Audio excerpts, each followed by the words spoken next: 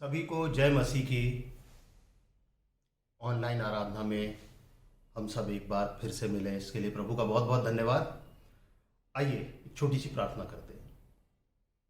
हे पिता परमेश्वर, आपका वचन मेरे द्वारा लोगों के जीवन में फलवंत होने पाए, इस बीज को बहुत बहुत आय से आशीष दीजिए। जो मैं बोलूं, जो मैं करूं, सब आपकी नज़र, सब आपकी तरफ से हो।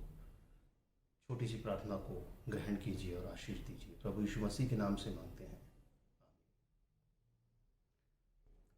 आज हम अपनी थीम वर्स पे ही बात करेंगे, यूएल 2:12-13, जहां ऐसा लिखा है, तो भी यहोवा की ये वाणी है, अभी भी सुनो, उपवास के साथ रोते पीटते अपने पूरे मन से फिरकर मेरे पास आओ। अपने वस्त्र नहीं, अपने मन ही को फाड़कर अपने परमेश्वर यहोवा की ओर फिरो, क्योंकि वो अनुग्रहकारी, दयालु, विलंब से क्रोध करने वाला, करुणा निधान और दुख देकर पछताने हारा है। ये वर्ष पिछले लैंडल सीजन के दौरान अभी आज तक, आज के पहले तक कई बार बोली जा चुकी है। इस पे बहुत मनन विचार हो चुका है और हर बार कोई ना कोई नई बात, कोई ना कोई नया एंगल इसमें से निकल के सामने आता है। मैं मन से फिरकर, ये मन और फिरना, इन दो शब्दों ने मुझे बहुत प्रभावित किया है कि इनकी इम्पोर्टेंस, इनकी जितनी इसमें सोचते जाओ, जितना इस चीज़ पे विचार करते जाओ, ये बहुत अलग अलग अलग अलग पता नहीं क्या क्या क्या क्या खुलता जाता है केवल दो चीज़ों से, मन और फिरना। और फिरने के लिए पूरा जीवन चाहिए। यदि कुछ करना है, पूरा ट्रांसफॉर्मेशन, ये कट, ये वाली चीज़, जैसे गाड़ी में कोई पार्ट खराब होता है तो उठाया, बदल दिया, रिप्लेस करना और फिरना, मतलब ओरिजिनल चीज को रखते हुए उसको उस स्थिति में ले आना जिसमें चाही गई परिवर्तन कर लेना, बिना उसको थोड़े फोड़े काटे पीटे। ऐसा कुछ फिरने का मतलब होता है। मन, अच्छा मन का ही क्यों, क्योंकि पूरा जीवन फिरने की बात है। ये मन जो शब्द है, यदि इस पे हम विचार करें तो मेरे ख्याल से इस दुनिया में जो भी एग्जिस्ट करता है उसमें सबसे जटिलतम चीज यदि कोई है तो वो है मन। मन, दिल, हृदय, जिया, चित्त, मानस, अंतःकरण, ये सब इसके नाम है, पर्यायवाची शब्द हैं, हम सब जानते हैं।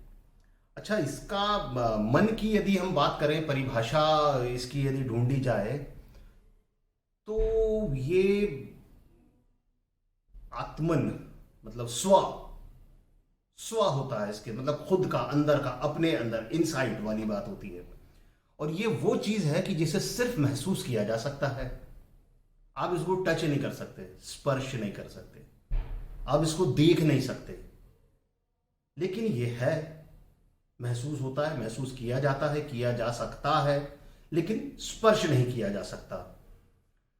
मन से तात्पर्य व्यक्तित्व के उन कारकों से होता है जिसे हम अंतरात्मा कहते हैं। ये फ्रॉयड ने एक परिभाषा दी हुई है मन की। आगे कहते हैं, जो हमारे व्यक्तित्व में संगठन पैदा करके हमारे व्यवहारों को वातावरण के साथ समायोजित करने में मदद करता है। मतलब जो हमारे अंदर जो भी चीजें जो संगठित हैं, जिनका आपस में गठन हुआ है, जो एक सब कुछ मिलकर एक व्यक्तित्व बनता है, उसका व्यवहार रूप में समायोजन जिसके द्वारा होता है वो मन होता है। परिभाषा बड़ी जटिल है। आप ऐसे माने कि यदि जितने भी आर्ट फॉर्म्स हैं, आर्ट फॉर्म से जितने भी कला संबंधी चीजें हैं, लेखन हो, गायन हो, वादन हो, नृत्य हो, साहित्य पूरा, कविता, निबंध, गद्य, जो भी आप पढ़ते हो, सुनते हो, उन सब में एक खास बात होती है कि उनको पढ़ने के बाद आपके मन के अंदर कुछ भाव आते हैं किसी कला को देखने के बाद आपके मन में कुछ भाव आते हैं, वो खुशी भी हो सकती है, गुस्सा भी हो सकता है, कुछ भी हो सकता है। तो ये सब भाव मन में पैदा होते हैं। इसके बारे में भरत मुनि ने नाट्य शास्त्र में लिखा है, जिसको कि नवरस थ्योरी कहते हैं। सब जानते हो थियोरी है नौ रसों का, सारे रस संचार होते हैं मन में। आपको गुस्सा आता है, आपके जो भी ये प्रेम आता है किसी चीज को देख के, या हम कोई बहुत सुंदर सी सीनरी देखते हैं, उस सीनरी को देख के हमारे मन में खुशी होती है, या हम किसी चीज को देख के डर जाते हैं तो जो हमारे मन में डर का भाव पैदा होता है, ये सब मन में पैदा होता है। मन के अंदर से ही तो सारी इन्वेंशंस होती हैं, सारी चीजें निकलती हैं। किसी के मन में विचार आया कि इस कार्य को करने में कठिनाई होती है, यदि इसकी जगह एक यंत्र का प्रयोग कर लिया जाए तो बस ये विचार मन में आया, काम शुरू हुआ, डेवलपमेंट्स हुए, मशीनें बन गई, पहिए का आविष्कार हुआ, गाड़ी बनी, दुनिया जहान की चीजें बन गई। आज हम टेक्नोलॉजी के बिल्कुल टॉप पे बैठे हुए हैं। क्या चीज है जो, सोचिए, सबसे बड़ी टेक्नोलॉजी ये है कि आज हम लोग सब अलग अलग जगहों पे हैं, अपने अपने घरों में हैं और एक साथ एक जगह जुड़े हुए हैं। टेक्नोलॉजी, किसी ने सोचा कि भाई यदि आमने सामने ना हो तो भी कैसे आमने सामने हो सकते हैं? मन में विचार आया और ये मूर्त रूप में है। आज हम उस आविष्कार का उपयोग कर रहे हैं। ये सब की शुरुआत होती है इन सब की मन से। अच्छा, जो मन में रहता है वही बाहर भी निकलता है, जो दिखता है। ऐसा हो ही नहीं सकता कि आपके मन में किसी के प्रति बहुत गुस्सा भरा हो, सामने आ जाए और आप बहुत प्यार प्रदर्शित करें। अधिकतर लोग आज के जमाने में ये वाले कॉमन वाली प्रैक्टिस वैसे कर लेते हैं लोग, लेकिन फिर भी देखा जाए तो वो संभव नहीं है। मन में जो भी आया वो आपके पूरे हाव भाव, आपके व्यक्तित्व की जो भी चीजें हैं उनके क्रियान्वयन में दिखता है। इसीलिए बाइबल में जो है मन फिराने पे बहुत ज्यादा जोर दिया गया है, क्योंकि मन जो होता है वो बहुत गतिमान चीज है, उससे स्पीड में ट्रेवल कुछ नहीं करता। देखिए, और मन के साथ में ऐसा नहीं कि केवल आप ट्रैवल करते हैं, कुछ भी आप देखना, सुनना, महसूस करना, ये सारी क्रियाएं एक साथ हो जाती हैं। जैसे मैं अभी आपको एक चीज बोलता हूं, आपने ध्यान दिया, मैं थोड़ा सा चुप होऊंगा तो आपका ध्यान जाएगा, किसी का ध्यान जा रहा है, मेरे पीछे एक कुछ बीप जैसा आ रहा है, सुनिए, जैसे कार्डियोग्राम टाइप का कुछ चलता रहता है। हो सकता है किसी का ध्यान पहले भी गया हो, लेकिन मेरे बोलने के बाद अधिकतर लोगों का ध्यान गया होगा। आप आपके रूम में सोचिए, जहां पे आप बैठे हुए हैं, जिस जगह पे आप ये सुन रहे हैं समवन इस समय, वहां पे शायद आपका पंखा, एसी या बाहर कुछ साउंड आ रहा होगा। अब मेरे बोलने के बाद आपका ध्यान वहां गया, तो ऐसे ही चीजें होती मन। ये केवल एक विचार मैंने दिया, आपके मन में आया, आपने उस क्रिया को करके देखने लगे, और न केवल पंखा, एसी, मेरे बोलने के बाद बहुत सारी चीजें आपको सुनाई देने लगी होंगी। आपका मन वहां ट्रैवल कर रहा है और आप मेरे साथ में बात भी कर रहे हैं और मेरी बात सुन भी रहे हैं। तो मन बहुत गतिमान, एकदम, इससे ज्यादा स्पीड किसी चीज की नहीं होती है। ये पूरी गति में घूमता रहता है और पूरे टाइम एक्टिव रहता है। आपका मन कभी सोता नहीं है। आप एक काम कर रहे होते हैं, आपका मन दूसरी जगह पे लगा रहता है, आप दूसरी जगह कुछ सोच रहे होते हैं, कुछ काम कर रहे होते हैं, कई बार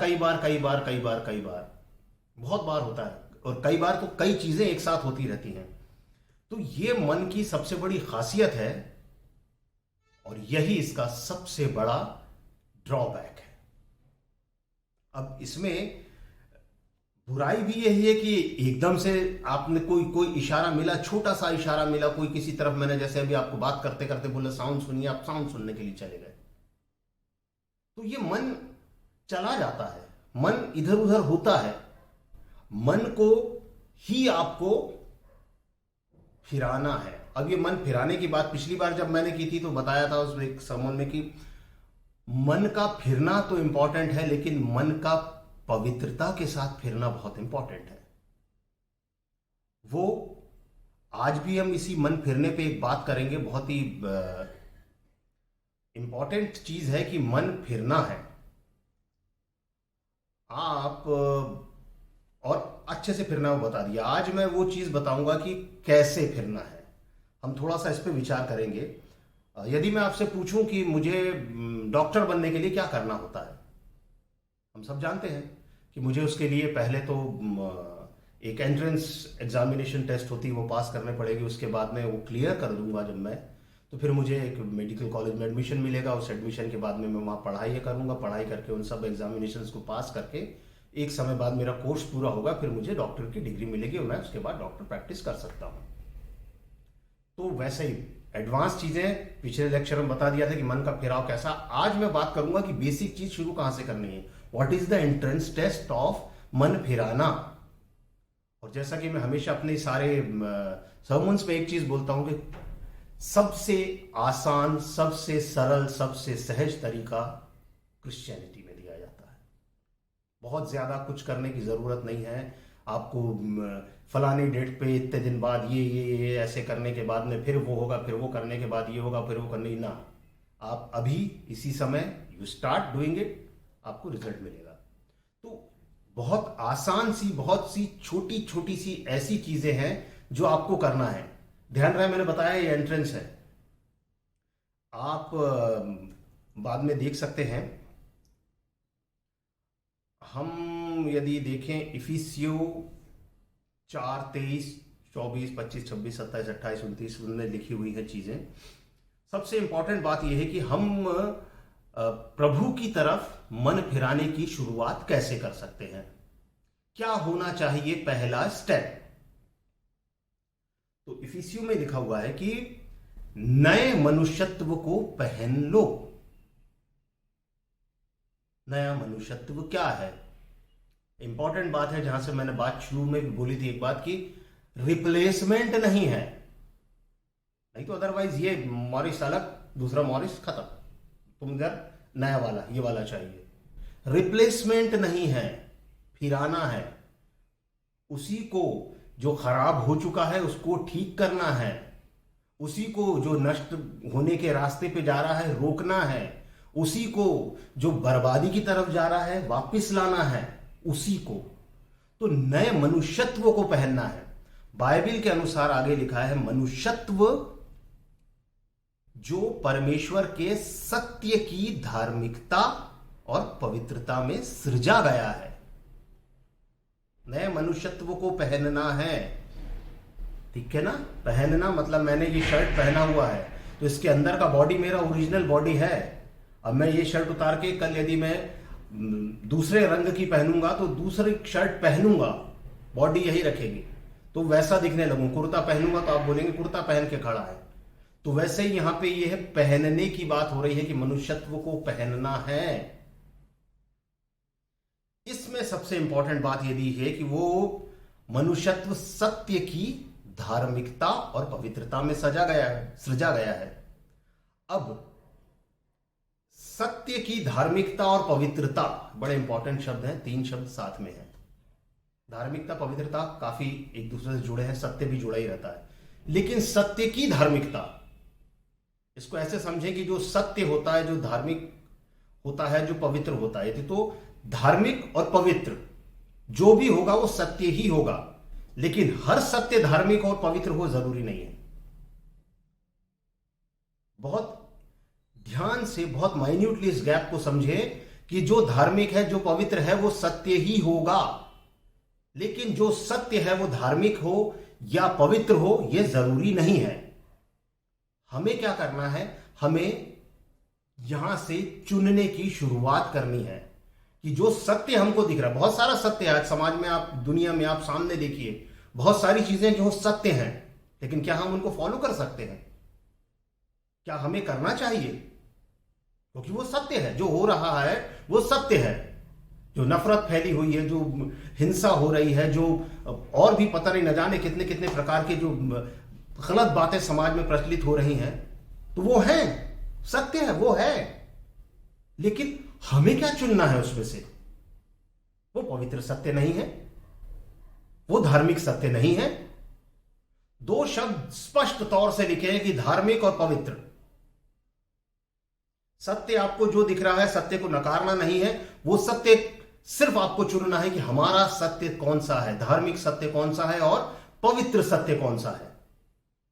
ये चूज करने की बात है। और ये पहली शुरुआत है मन फिराव की, कि आप धार्मिकता और पवित्रता को चुनें। इसके बाद में अगली आयत में लिखा है, झूठ बोलना छोड़कर हर एक अपने पड़ोसी से सच बोले। बहुत सिंपल सी बात है, बचपन से पढ़ते आते हैं सब, झूठ बोलना गलत बात है, झूठ नहीं बोलना चाहिए, सच बोलना चाहिए। लेकिन यहां पे झूठ बोलना छोड़कर हर एक अपने पड़ोसी से सच बोले, क्योंकि हम आपस में एक दूसरे के अंग हैं। तो सच बोलें, वाणी में सच होना चाहिए कि आप किसी से झूठ ना बोलें। इतनी सिंपल सी बात है कि क्या आप हर बात में अपने पड़ोसी, आपका जो समाज जो एक दूसरे का अंग है, आपका भाई है, मेरा रिश्तेदार है, मेरा कलीग है, मेरे साथ में काम करता है, मेरे साथ में ट्रैवल करता है, मेरे फ्रेंड का फ्रेंड है, मेरे और ऐसे कहीं जिस भी दुनिया में मैं काम करता हूं, मेरा क्लाइंट है, मैं उसका क्लाइंट हूं, क्या है, क्या मैं हर जगह सच बोल सकता हूं या उस सच के साथ में रह सकता हूं? ये शुरुआत यहीं से होगी। जैसे ही आप सोचेंगे कि सब चीजें सच, बहुत फर्क आ जाएगा इन सब रिश्तों में जो मैंने बताए, क्लाइंट, भाई, साथी, कलीग, सफर करने वाला, मेरा सबऑर्डिनेट, मेरा बॉस। इस पे और बात करते हैं। इसके बाद लिखा है, क्रोध तो करो पर पाप मत करो। पाप की परिभाषा बाइबल में बहुत सारी दी है, हम सब बचपन से सुनते आ रहे हैं, संडे स्कूल से लेके आज तक पाप क्या है लिखे हुए। क्रोध तो करो पर पाप मत करो। क्रोध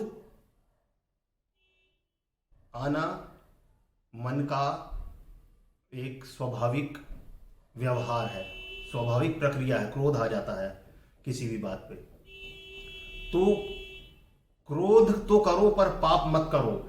इसमें इंपॉर्टेंटली सबसे खास तौर पे समझने वाली बात यह है कि पाप की शुरुआत में क्रोध आता है।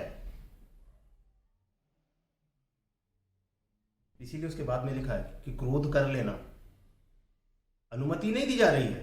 पहली बात तो मान के चले कि यह करना ही नहीं है, साफ तौर से उसको समझने के लिए बहुत ज्यादा गूढ़ ज्ञान की जरूरत नहीं, करना ही नहीं है आपको।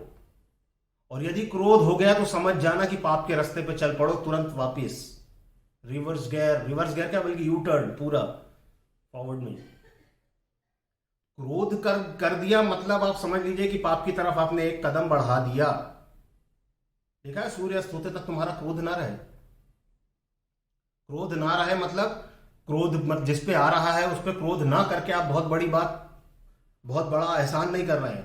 क्रोध खत्म ही हो जाना चाहिए, क्रोध आने का कारण खत्म हो जाना चाहिए। आपको ऐसी क्या बात हो गई जिसके कारण आपको मन में क्रोध का संचार हुआ, उस क्रोध का कारण आपको हटा देना चाहिए सूर्यास्त तक, नहीं तो ये पाप की तरफ पहला रास्ता है। इसके आगे 27वीं आयत में लिखा है इसी के बाद, और न शैतान को अवसर दो। अब ये तीनों बातें देखिए कितने अच्छे से एक साथ लिंक होके आती हैं। झूठ बोलना छोड़ना है, पड़ोसी से सच बोलना, पड़ोसी मतलब एवरीवन इन योर सोसाइटी। क्रोध तो करना है मगर पाप नहीं करना, सूर्यास्त तक क्रोध को भी हटा देना है, और शैतान को अवसर नहीं देना है। मतलब यदि आपने झूठ बोला, काबिल दोस्त को एक अवसर तुरंत, आपने क्रोध किया, काबिल दोस्त को अवसर, और पाप किया तो आप तो काबिल दोस्त की मेरिट में। वो तो चाहता ही है कि आप पाप करें, वो तो शुरू से करता आ रहा है, पहले दिन से काम अपना स्टार्ट है। तो शैतान को अवसर देने वाली बात जो है ये हमको इंपॉर्टेंटली समझना है। मन फिराने से केवल और केवल एक ही व्यक्ति हमको रोकता है, और वो है हमारा काबिल दोस्त। उसको पसंद नहीं है कि नहीं भैया, क्यों, बड़ी मुश्किल से तो इन रास्तों पे डाला है, पूरी दुनिया जहान दिखाई है पूरा कि ये लो वो लो, दुनिया में ये करो, सब ये करते हैं तो तुम क्यों नहीं, सबका देखो क्या मजे कर रहे हैं लोग, तुम क्यों नहीं करेंगे ना, प्रभु में आनंदित होंगे ना। हमारा आनंद दूसरा है, हमारा आनंद दूसरा है। प्रभु हमें दे रहा है, अवसर दे रहा है प्रभु हमको, लेकिन हमको फिरना जहां से है वो ये चीजें हैं। नए मनुष्यत्व को पहनेंगे ना, आनंदित रहेंगे। और जैसे ही किसी का मन फिरता है, बाइबल कहती है कि स्वर्ग में आनंद मनाया जाता है। हम यदि मन फिराएंगे तो ना केवल हम, बल्कि हमारे साथ में स्वर्ग में और भी लोग आनंदित होंगे। और भी आगे है, इस पे किसी दिन बात करेंगे।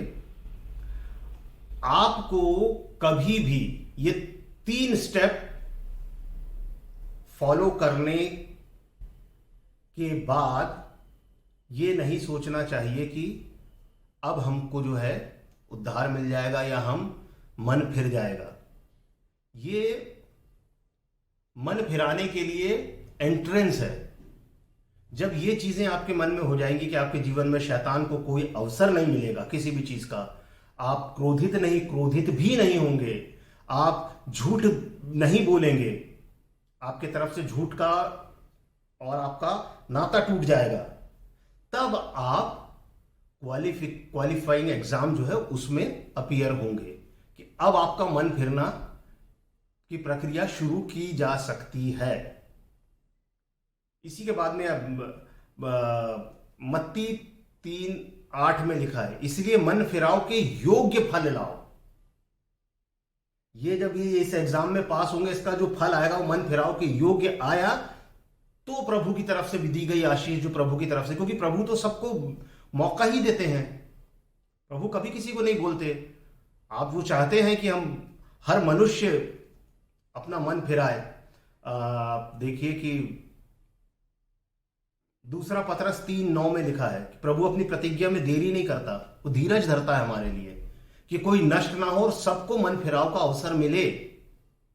प्रभु की तरफ से दान है, प्रभु चाहता है कि हम मन फिराएं। इसी में लिखा है ना कि वो क्रोधित होने में देर करता है, तो आप ऐसा मत, दयालु है, विलंब से क्रोध करने वाला प्रभु, उसको क्रोध आपको दिलाने की जरूरत नहीं। विलंब इसलिए नहीं कर रहा है कि वो प्रभु भूल जाता है, प्रभु चाहता है कि जिसको नहीं मिला अवसर उसको और अवसर दिया जाए।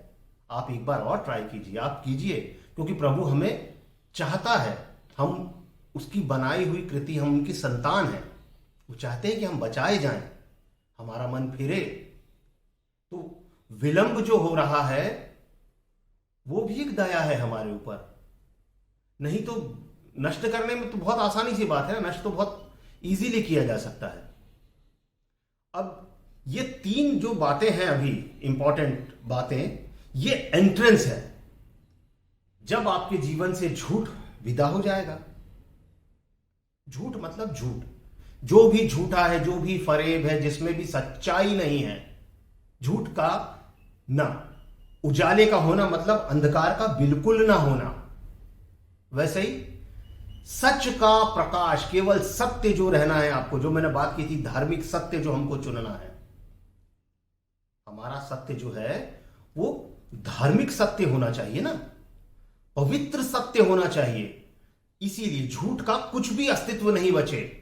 जब यह स्थिति आ जाए, बिल्कुल सच और सच के सिवा कुछ नहीं, फिर जब सच रहेगा तो क्रोध जैसी बुराई का, क्रोध जैसी किसी भी वस्तु का अस्तित्व हो ही नहीं सकता,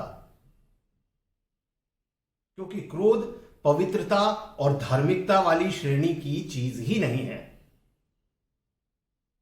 जैसे ही आप, सिंपल सी बात है, मैं अभी लाइट में खड़ा हूं, यदि मैं अंधेरे में चला जाऊंगा तो मैं दिखूंगा नहीं। इसमें ना मेरा दोष है, मेरी शक्ल वैसी की वैसी रहेगी, लेकिन मैं अंधेरे में हूं। लेकिन मैं जैसी लाइट में आ गया तो मैं अंधेरे में नहीं रहूंगा फिर। वैसा ही जैसे ही हम धार्मिकता और पवित्रता के सत्य की तरफ आए, सत्य वो भी है, डार्कनेस भी सत्य है, क्रोध भी सत्य है। इसीलिए यहां पे कहा गया है क्रोध भी उतना ही सत्य है।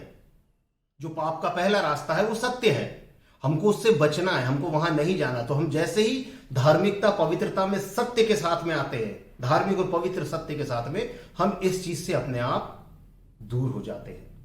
और जैसे ही हम इन चीजों से दूर होते हैं, शैतान के लिए सारे अवसर बंद हो जाते हैं। और यह होती है क्वालिफिकेशन मन फिराव के लिए पहले। अब इसके बाद में आप अपने मन फिराव की चीज करेंगे।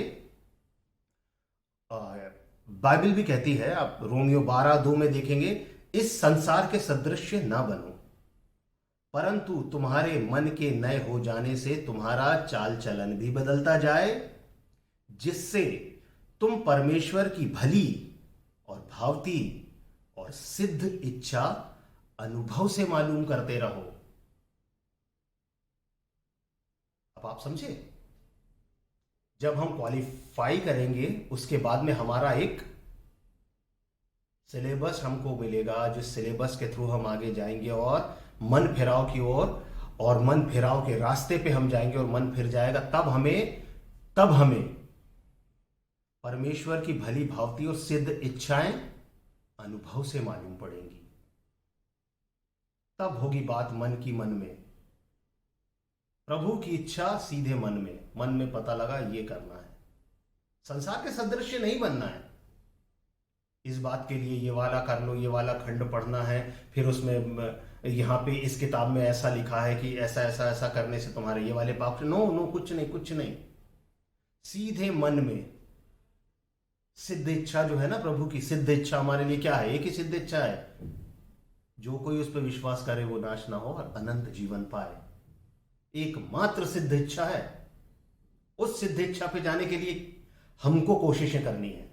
हमें चॉइस दी गई है, हमें चुनना है कि हम किस रास्ते पे जाना चाहते हैं, और वहां जाएंगे हम। और जब हम अपने मन को नया कर लेंगे, अभी क्वालिफिकेशन बताई मैंने, इसका एक आगे भी जो भी बातें हैं जिस हिसाब से हम करते जाएंगे, तो परमेश्वर की भली और भावती और सिद्ध इच्छा अनुभव से जान पाएंगे। और यही आज के विचार में मैं बात आपके साथ शेयर करना चाहता हूं। बहुत आसान सी चीजें हैं, लेकिन जब प्रैक्टिकली इंप्लीमेंट करते हैं, इससे कठिन कोई चीज नहीं होती। Simplicity is the difficult to follow. बहुत मुश्किल होता है। साधारणता से शुरू होती है। आप छोटी सी चीज समझ के जिसको हम इग्नोर करते हैं, वो जाके बहुत बड़ा एक विनाशकारी फल देती है। जिस छोटी सी चीज को हम शुरुआत में मिस कर देते हैं, उसके कारण बाद में बहुत बड़ा नुकसान होता है। ब्रिज बनता है ना, बहुत बड़ा सा पिलर डलता है, नीचे यदि 1-2 सूत का फर्क रह जाए, ऊपर जाके 15 फीट का हो जाता है वो। छोटी छोटी चीजों को पकड़ के रखना है, और शुरुआत वहीं से होती है। इन छोटी चीजों को जीवन में अप्लाई करना शुरू करें हम, ताकि हमारा मन बदलने के साथ चाल चलन भी बदलता जाए। और चाल चलन जैसे जैसे बदलना शुरू होगा, मन अपने आप बदलना शुरू, मन बदलेगा तो चाल चलन बदलेगा, चाल चलन बदलेगा तो हम और प्रभु के करीब होते जाएंगे। और जिस सिद्ध इच्छा के लिए प्रभु ने हमको बुलाया है, वो हमको अपने अनुभव में मालूम होगी, और हम उस राह पे चलेंगे। उसके लिए सबसे पहली कंडीशन यह है कि हम अपने आप को मिटा दें, प्रभु के हवाले अपने को करें। बहुत जरूरी है। हमारा खत्म होना तब तो नया बनेगा।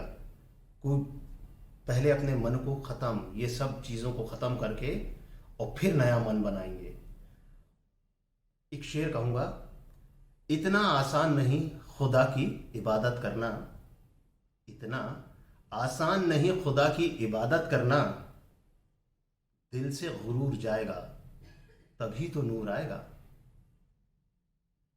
इसके साथ ही मैं आज की बात यहीं ख़त्म करता हूँ। प्रभु हम सबको आशीष दे।